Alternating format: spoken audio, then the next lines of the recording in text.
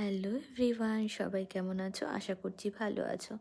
আজকে হলো জানুয়ারি মাসের 4 তারিখ। তো যা যা জিনিসপত্র নেওয়ার প্রয়োজনীয়তা ছিল, তো সেগুলো নিয়ে আমরা সকাল সকাল বেরিয়ে পড়েছি।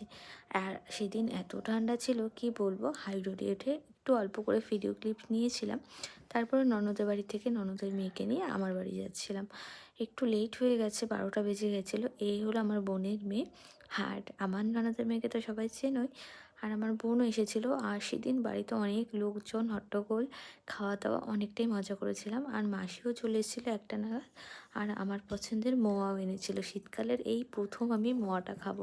মাসি এনেছিল 2 বোনের জন্য 2টো। দেখো আমি তো তর সইতে পারলাম না, খুলে খাওয়া শুরু করেছিলাম। তো এখানে মা আর মামিরা রান্না করেছিল ইঁচড়, চিংড়ি, বেগুন ভাজা, মাছের মাথা দিয়ে বাঁধাকপি, ভোলা মাছ, লোটে মাছ, মাছের তেল, চাটনি, আর ছিল খাসির মাংস। যেগুলো কিন্তু আমার বলা প্রত্যেকটা রান্না ছিল, যেহেতু আমার খুবই ক্রেভিং হচ্ছিলো এগুলো খাওয়ার জন্য। আর যেহেতু এরপরে আসতেও পারবো না বাড়িতে, আর বাবার দোকানে এসেছিলাম, এখান থেকে একটা হাঁস নিয়ে যাবো বাড়িতে। হাঁসের মাংসও খেতে ইচ্ছা করছিল।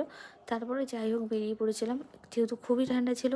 বরকে রাজি করালাম চা খাওয়ার জন্য, দুজনে মিলে একটু গরম গরম চা খেয়ে বাড়ি গিয়ে ডিনারে ভাবলাম ডিম সিদ্ধ খাবো। তো এখান থেকে ডিম নিয়ে নিলাম কটা, আর আমার শ্বশুরের জন্য নিলাম বিরিয়ানি। তো চলো বাড়ি গিয়ে দেখো ডিম সিদ্ধ করে দুজনেই ডিনার কমপ্লিট করলাম। আজকের ব্লগটা তোমাদের কেমন লাগলো অবশ্যই কমেন্ট করে জানিও। দেখা হবে নেক্সট ব্লগে।